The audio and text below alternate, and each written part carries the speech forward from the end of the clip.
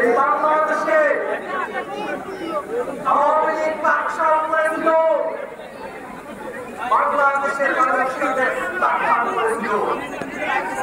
আওয়ামী লীগ বাংলাদেশের প্রতিবাদ করেছিল।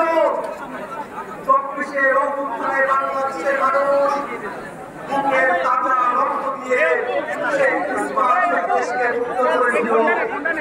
বাংলাদেশের মানুষ এই দেশে আওয়ামী লীগ মুজিববাদের নামে আর কোন রাজনীতি দেখতে চায় না।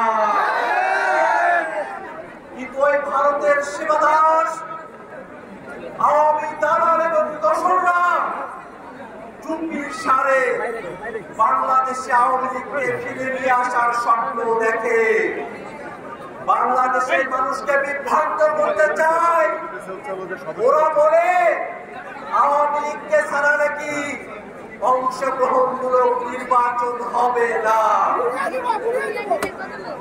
যে আওয়ামী লীগ বাংলাদেশের গণতন্ত্রকে হত্যা করেছে, 14-18-24-এ ভোটারবিহীন রাতের ভোটে একদলীয় ডামি নির্বাচন করে বাংলাদেশের গণতন্ত্রকে হত্যা করেছে, সেই আওয়ামী লীগ বাংলাদেশের গণতান্ত্রিক রাজনীতিতে আর কোন সুযোগ পেতে পারে না।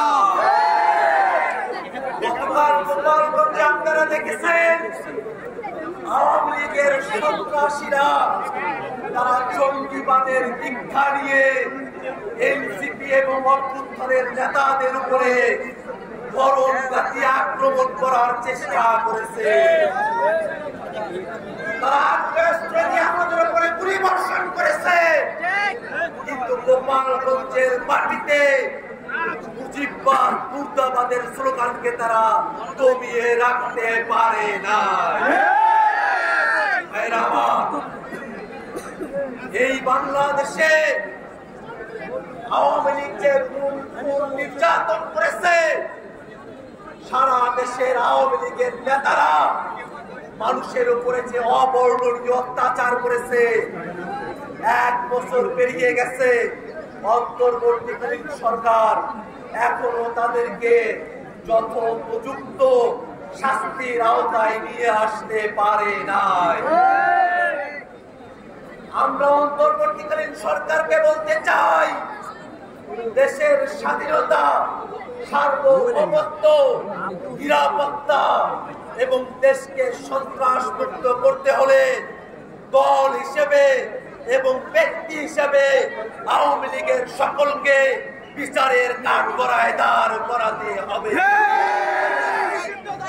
আর সুশীলতার মোড়কে যারা বাংলাদেশে আওয়ামী লীগ আর মুজিববাদকে ফিরিয়ে নিয়ে আসতে চান, আমরা তাদেরকে হুঁশিয়ার করে দিতে চাই। বাংলাদেশের মানুষ সুশীলতার মোড়কেও আওয়ামী ফেসিবাদী মুজিববাদী মতাদর্শকে বাংলাদেশে উচ্চারিত হতে দেবে না। এই নতুন বাংলাদেশে আমরা দলীয় কোনো বিভাজন দেখতে চাই না।